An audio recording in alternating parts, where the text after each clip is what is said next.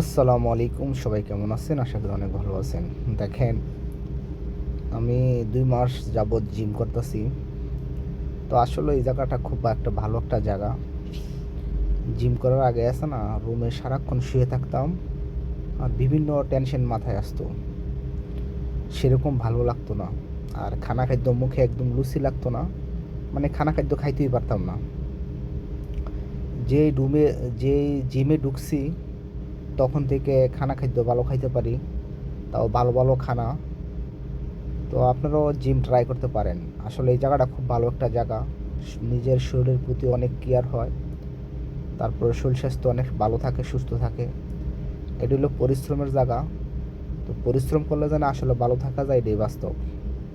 তো আপনারা পরিশ্রম করেন, আপনারা ভালো থাকতে পারবেন। এই জায়গাটা সে একটা ভালো জায়গা। জিম করলে এটা না যে আপনি বডি ফিল্টার হইতে হইব। জিম করা মানে কি জানেন? শরীর সুস্থ রাখা।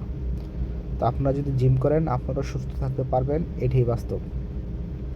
আর সুস্থ থাকার জন্য কিন্তু বেশি কিছু করা লাগে না।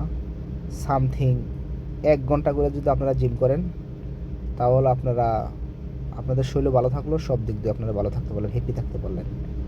আমার মতোই জিম করলে ভালো।